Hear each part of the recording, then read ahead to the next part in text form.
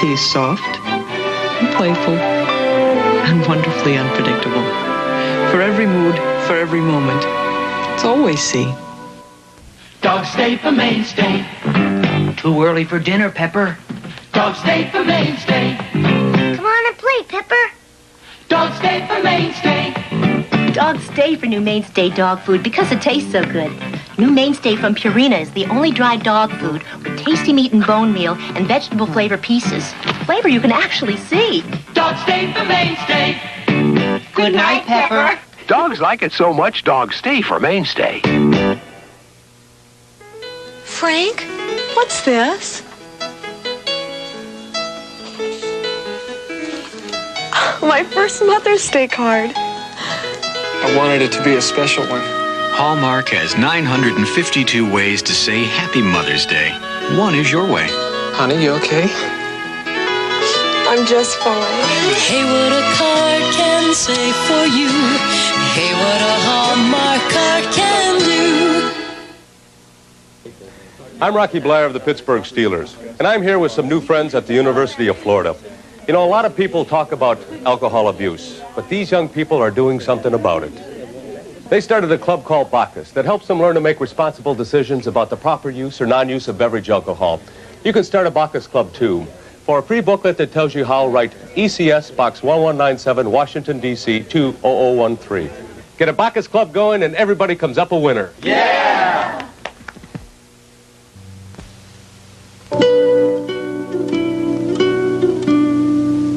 This is David Hartman. We'll meet Fantasy Island's Hervé Villachez and see some samples of his artwork tomorrow on Good Morning America. Tomorrow, ABC will cover President Carter's press conference live at 9, 8 Central. Then Chrissy and Jack's Bathtub Bash leads to wild complications on Three's Company. Later tonight, watch ABC News Nightline with anchorman Ted Koppel, followed by Barney Miller and Policewoman on ABC Late Night.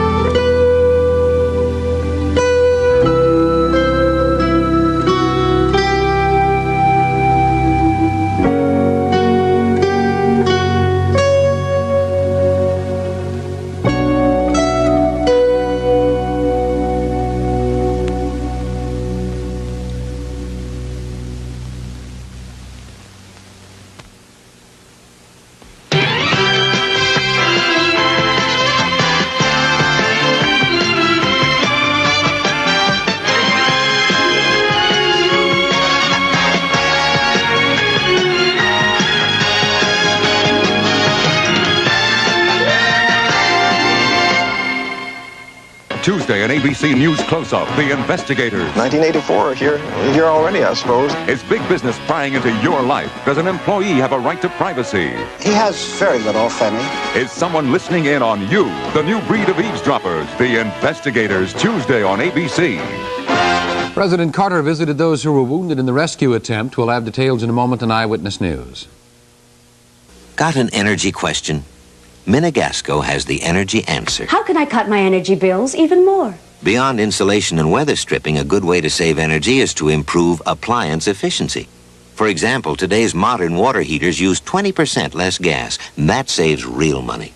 Here's more money-saving help, how to be a wise energy buyer, yours for the asking. Part of Minagasco's ACT program. Active conservation today can mean affordable cost tomorrow.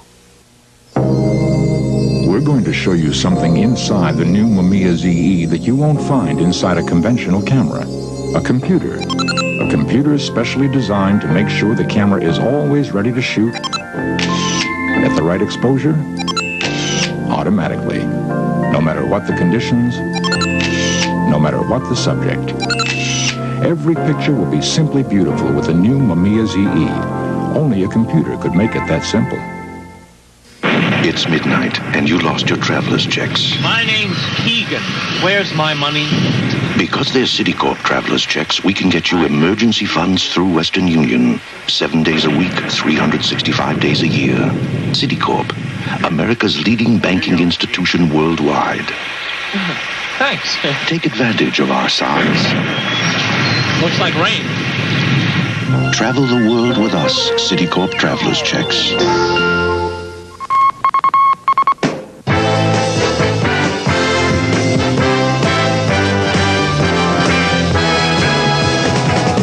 Eyewitness News, the Northwest's most complete, comprehensive, and up-to-the-minute coverage with weatherman Roy Findon, sportscaster Bob Bruce, and anchorman Ron Majors. Good evening. There's an old saying, you can't fight City Hall, but tonight on Eyewitness News, we'll meet a Bloomington man who's doing just that, though he has had his city water cut off. We'll also have reports on a fire in Champlin. It was centered in a junkyard, but it threatened a home and other property. Residents of a small Wisconsin town are trying to move their city, but in the middle of the project, they've run short of cash. Work crews are busy tearing up one of the runways at Twin Cities International Airport. And Secretary of State Vance said goodbye to hundreds of government workers today after handing in his resignation. Details on that coming up. But at the top, a presidential visit to the U.S. servicemen who were injured in the attempt to rescue the American hostages in Iran. President Carter donned a surgical mask and hospital gown to personally praise the wounded. Air Force One flew the president to Texas this morning. It was the first time in 182 days the president has been away from the White House or his retreat at Camp David. Sam Donaldson reports. At Wilford Hall on Lackland Air Force Base, where the Shah of Iran was once briefly housed, Mr. Carter saw Airman First Class William Tootle, who has a knee injury. Then at the nearby Brooke Army Medical Center at Fort Sam Houston, the president saw the four men with burns: Air Force Sergeant Joseph Byers, Air Force Lieutenant Jeffrey Harrison, Marine Corps Majors Leslie Petty and James Schaefer. No pictures were allowed inside. Afterward, Mr. Carter spoke proudly of the injured. I've just had the high privilege and honor of visiting 5 brave men, Americans who were willing to offer their lives for the freedom of their fellow Americans who are being held hostage in Iran. Mr. President, how badly does Secretary Vance's resignation hurt you and also hurt the effort to free the hostages? His departure did not have any adverse effect at all on the efforts to rescue the American hostages. The future, sir. I was asking about the future. Nor will it have any impact on the future. It was an emotional day for Mr. Carter, visiting the wounded, discussing the resignation of his Secretary of State. And with a new setback on Iran and new questions about his leadership, it is clearly the darkest moment of Jimmy Carter's presidency. Sam Donaldson, ABC News, Kelly Air Force Base, Texas. President Carter is sure to get more questions about the aborted rescue mission and the Vance resignation tomorrow night when he holds a news conference. That'll be at 8 o'clock, and you can watch it right here on Channel 5. On his last morning as Secretary of State, Cyrus Vance seemed as uncomfortable as ever. He is known for his soft-spoken, quiet style. The resignation, which he wrote last week and carried to the White House today, listed his accomplishments: the Camp David Accords, Panama Canal treaties, SALT negotiations, relations with China. But Vance disagreed with the Iranian rescue mission, and he probably felt left out of the decision-making process. Later, ever loyal, he added little to what's known about the reasons for his resignation. I could not support the difficult decision taken by the President on the rescue operation in Iran. I therefore submitted my resignation to the President last week. I have told the President that I continue to support fully his policies on other foreign policy issues. Many members of Congress expressed sorrow at Vance's resignation. Senate Republican leader Ted Stevens said Vance was a calming influence in the administration. Others predicted rough times ahead for the administration. I deeply believe that it represents a very serious blow to the American government, and that the government must, of necessity, until it can straighten itself out, be in considerable disarray. There's enough confusion in American foreign policy, and with the departure, sudden departure, I should say, of Secretary Vance, it further complicates our role in the world and our ability as a great and powerful country to be credible. Day 177 of the crisis in Tehran radio reported that many of the hostages have been moved from the embassy to other places in the cities of Tabriz and Qom, but American reporters could not confirm that. An ABC News crew was turned away from the city of Tabriz, where Western journalists are not allowed. Iranian authorities also censored most of the ABC satellite feed, but they did not black out pictures of wreckage left over from a powerful bomb blast in Tehran. 3 persons were killed and several cars demolished in the explosion. The police chief blamed the blast on U.S. agents, and there were reports of other violence. The U.S. Embassy was fired on 3 times during the night by people in passing cars. The militants returned the fire. Israeli Defense Minister Ezer Weizmann visited the gravesite of the late Senator Hubert Humphrey this morning for a memorial service and wreath laying. Later, on the University of Minnesota campus, Weizmann received the Regent's Distinguished International Service Award in recognition of his participation in the peace process between Israel and Egypt. But outside Northrop Auditorium, pro-Palestinian students demonstrated against Weizmann, calling him a murderer and charging him with human rights violations in his dealings with the Palestinian people. Other students formed a counter-demonstration, dancing and singing Israeli songs. Weizmann, who could become Israel's next prime minister, meets with President Carter in Washington tomorrow. There was a huge black cloud of smoke north of Minneapolis late this afternoon. It was caused by hundreds of burning tires in a Champlin junkyard. And as Bob Clark reports, the Anoka Fire Department is credited with saving at least 1 home in that area.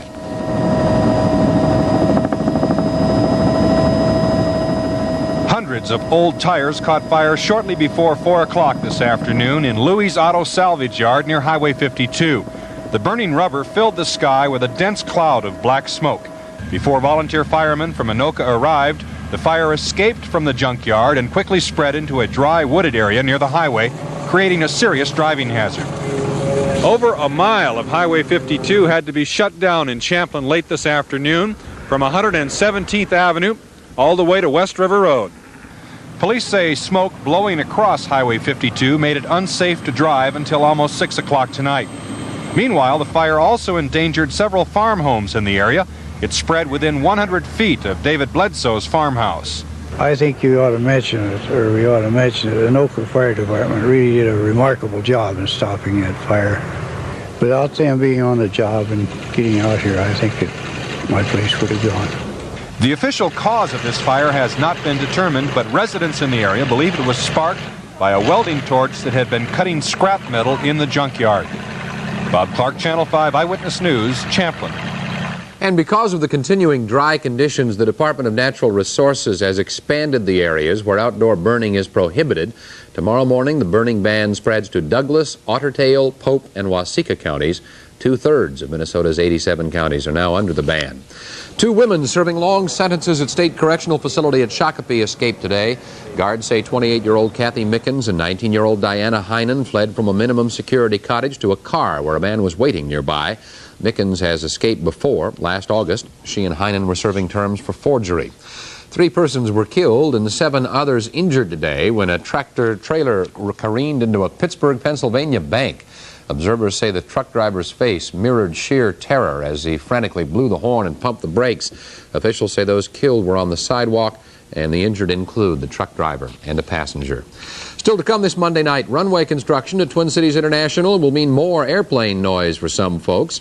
And we'll meet a man who's fighting City Hall by refusing to pay his water bill. The water, by the way, has been shut off. We'll have details when we continue. There's a friendly place where you go and eat.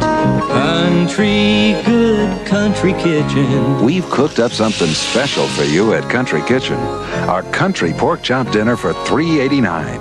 It's a thick, tender pork chop served with potatoes, a dinner roll, and vegetables, all for just $3.89. The Country Pork Chop Dinner. Give it a try soon. At the Country Good Country Kitchen. Mr. Smith has a conventional mower. Mr. Jones a fly mow, the remarkable mower that floats on air. Mr. Smith's mower sometimes scalps. Mr. Jones' fly mow trims close without scalping.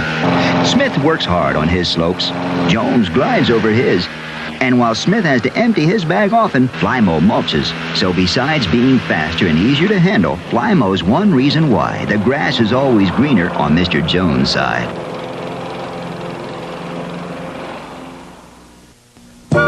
Minnesota Federal proudly presents Leisure Time Gifts.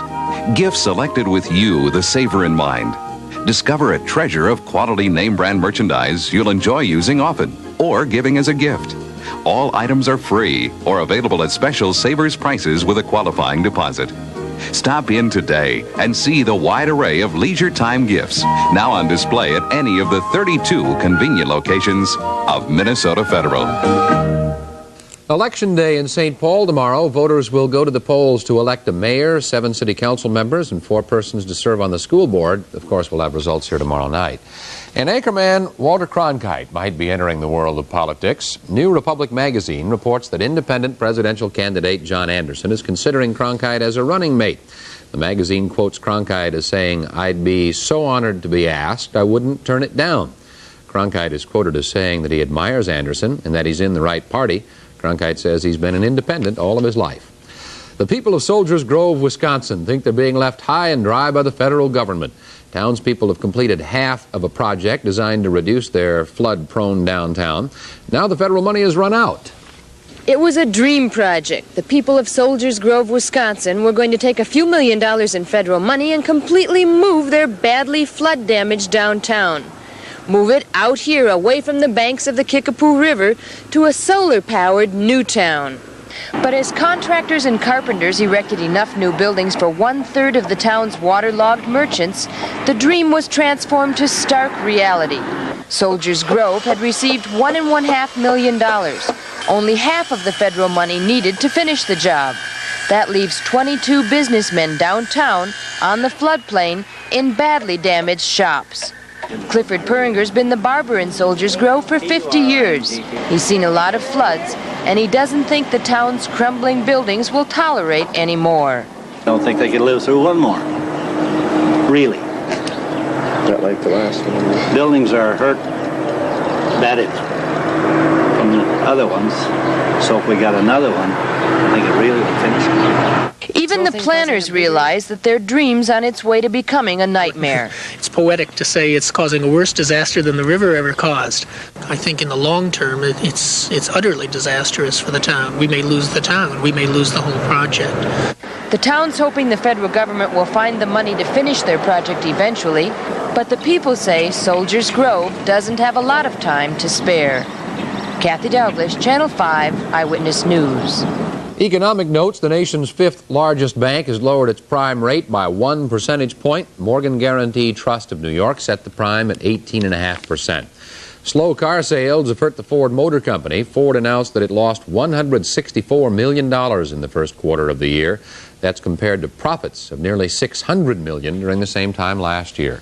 And it's going to cost more to fly. Today, the Civil Aeronautics Board gave airlines permission to increase domestic fares by nearly 5.5%. That's the 3rd increase of the year. One of the major runways at Twin Cities International Airport will be closed for about a month. Airport officials say it's routine maintenance, but the noise fallout from the project probably will not be routine, as Marcia Fleur reports. The Metropolitan Airports Commission is very sensitive to criticism that it doesn't care about the neighborhoods around the airport.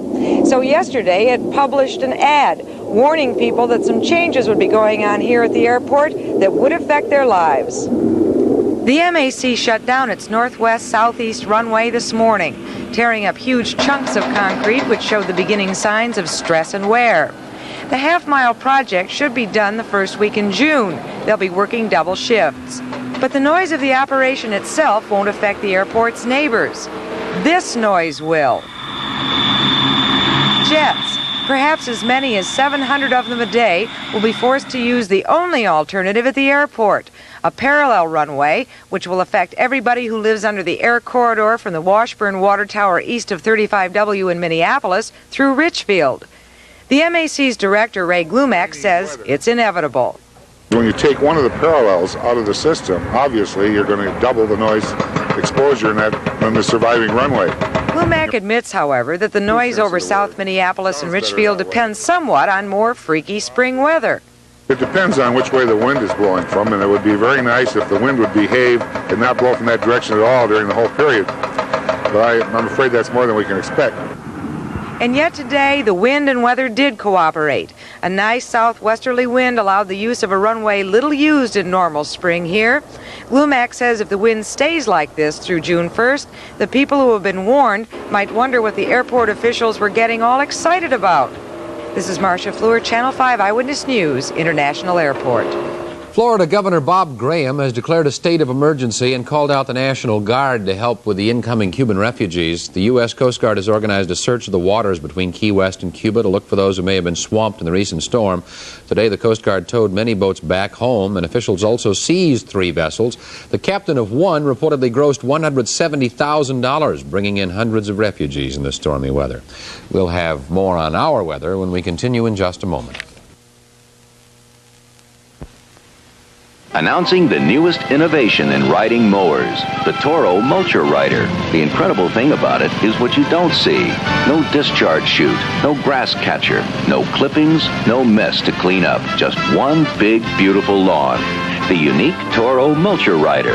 Engineered for a long, dependable life of work-free mowing. Haven't you done without a Toro long enough? Available at participating dealers.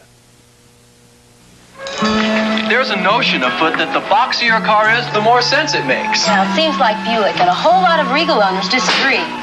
Instead of making the Regal look like a European jogging shoe, they made it crisp and clean. Instead of making it austere, they made it luxurious. And instead of underpowering it, they gave it an efficient V6 engine. Buick Regal. Proof that intelligence doesn't always come in a box. Take the V6 surprise drive. Get your Buick dealers now. We gave our word on Main Street, gave our word on Mountain View. We're the neighborhood professionals at Century 21, and we'll give our word to you. Our local Century 21 broker told us exactly what he'd do to sell our house. And he gave us his word in writing. Ask your neighborhood professional to give his word to you. We're Century 21, and we'll give our word to you. Remained very dry today. Yes, it did. I'd like to point out that we have a brand new weather term to initiate tonight. It's a Feltgen blockage. Feltgen blockage. And that is the phenomenon which leaves the same pattern in the upper air as the entire time the dentist leaves. So when he's back from vacation, he's got the same upper air pattern as when he left. And that's true. It's been about 10 days. Same stuff going on up aloft. That's right. He's coming back tomorrow then. He'll be back. Will there be a change tomorrow? Probably not. Oh. The present temperature is, it's never that simple. 60 degrees. The dew point is 33. Relative humidity is 36%. The wind is from the northeast at 14. The pressure is rising at 29.95. That big pattern in the upper air continues to leave high pressure over us, which is a classic situation for, among other things, cool temperatures at night. Look what the Kstp Observer Network found in their minimum thermometers this morning. My goodness, it even dipped below freezing down at Cannon Falls. It was 29 degrees there. This afternoon, with a lot of sunshine, but a chilly northeast wind, highs ranging only between 66 and 74 degrees across the area. Let's look at the wider pattern of temperatures. The precipice of 70 that we were looking at last night is just about where it was last night. In fact, it looks like it's a little further west than it. We were in that last night, weren't we? And it's cool, noticeably cool here. Well, probably the satellite view will show us exactly why that is. It certainly does. There's a big swirl of clouds there. This was the shot right at supper time with the 6 o'clock news, and we'll just watch it for the last couple of hours and see where it's going and what it's doing, if anything. And the answer to that is nowhere and nothing. It's kind of a sluggish area of high pressure and just continues to loll around there, but you notice that it continues to be clear where we are now. Officially, the high measured at the airport was 69 this afternoon. It was down to 39 degrees overnight, and as Ron pointed out, it's been dry again. And tomorrow it looks like it will be dry again. No major change in any of the systems accepted, except perhaps just a little sliding in this direction and a little moving in this direction from this system. And so another sunny day with temperatures about like today is expected for tomorrow. And in fact, for the next several days, look at the way it strings out in front of us. First, tonight, the forecast is clear and mild, 35 to 44, with north to northeast winds at 10 to 18. And then for tomorrow, it's sunny and warm, 68 to 75, north to northeast winds at 10 to 18 miles per hour. And then for tomorrow night, it's mostly clear and mild with 39 to 47. And then Wednesday, it's mostly sunny and warm with 72 to 78. And then for the extended outlook into the weekend, there's no rain anywhere, and the temperatures remain in the 70s. There is a certain sameness to all certainly this. Is. The Fletcher family in Bloomington had their water shut off because they would not pay their water bill. But there's more to the story. Dennis Kraft reports on the Fletcher's dispute with the city of Bloomington. The city shut off the Fletcher's water last Wednesday, but the Fletcher's water bill isn't due until today. And there's no indication on this bill anywhere that this is the final notice. All it says is that the previous bill hasn't been paid and that the Fletchers are now in arrears to the tune of $40.40, and that the current charge is now $77.60. Even if you got a notice, would you have paid the bill? No. No. Not until I get a public apology from the mayor and the city of Bloomington for what happened. While Fletcher holds out for his public apology, he plans to use water from his well. His only concern is that the water may not be fit for his baby daughter to drink. And so he called a city health inspector to test the well water for purity. And what happened to cause this fight over the water bill? Fletcher claims he was assaulted by a police officer who had stopped him for a traffic violation. Bloomington police conducted an investigation, and the officer was cleared. But what really made Fletcher angry was the attitude of city officials, who didn't seem to care. You didn't get any satisfaction as far as you're concerned. No. So you stopped paying your water bill. I won't even let them in to read the meter. You see this as a form of protest? Absolutely. What else can you do as a citizen? Unless you get violent, and that's not my style. So I decided that, well, for one thing, I just won't cooperate with them on little things. And finally, they came out and just shut the water off. The Bloomington city manager said he dictated a letter of apology today, but the water won't be turned on until Fletcher pays his bill. Fletcher says he'll wait to see what the letter says before he takes any more action. Dennis Kraft, Channel 5, Eyewitness News. In sports, the North Stars are in Philadelphia for the semifinals. Bob Bruce has that story and more in a moment.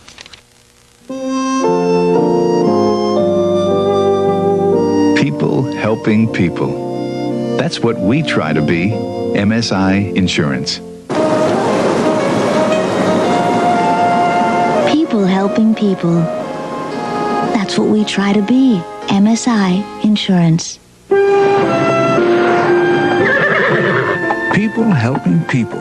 We believe in that, and that's what we try to be. MSI Insurance.